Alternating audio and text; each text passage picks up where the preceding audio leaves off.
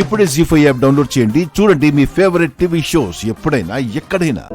నన్ను క్షమించండి మావయ్య, మీ పరిస్థితికి కారణం నేనే. అదేం కాదమ్మా, ఇలా రా.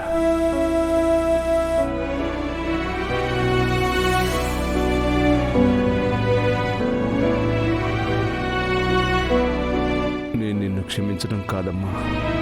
అదేంటి మావయ్య అలా అంటారు? నా కొడుకు వల్ల ఈరోజు నువ్వు ఇబ్బంది పడుతున్నావు. పెళ్ళంటే ఇష్టం లేనివాడు మారిపోయి నిన్ను పెళ్లి చేసుకొని ఆనందంగా ఉన్నాడు అనుకున్నాను, కానీ ఇలా అగ్రిమెంట్ రాసుకొని నిన్ను పెళ్లి చేసుకున్నాడని నాకు తెలియదమ్మా.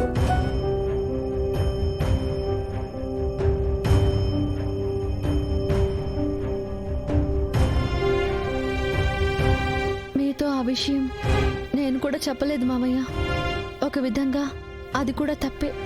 నీదెలా తప్పవుతుందమ్మా? ప్రతి అమ్మాయి తన కాబోయేవాడికి చెడు అలవాట్లుంటే పెళ్ళయ్యాక మాన్పించేయగలననే కాన్ఫిడెన్స్తో పెళ్లి చేసుకుంటారు. బహుశా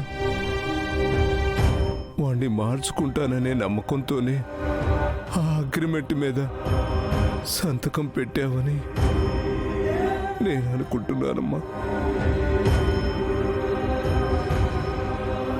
మీరు అనుకున్నదే నిజం మావయ్య గారు. మావయ్య గారు, ఇవన్నీ ఇప్పుడు ఎందుకు? మీరు పూర్తిగా కోలుకున్న తర్వాత అన్ని విషయాలు మాట్లాడుకుందాం. లేదమ్మా, ఇప్పుడే మాట్లాడాలి. కృష్ణ, నువ్వు నాకు మాటిస్తావా?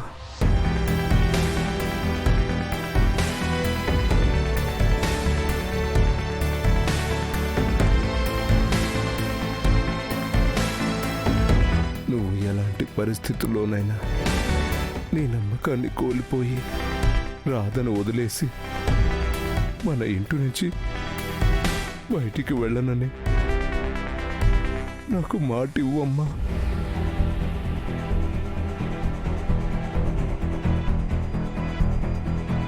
మాటిస్తున్నాను మావయ్య గారు.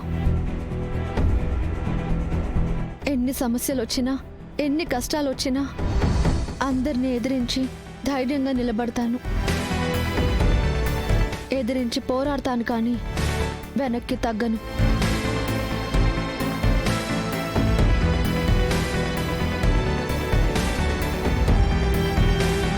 నాకిప్పుడు సంతోషంగా ఉందమ్మా.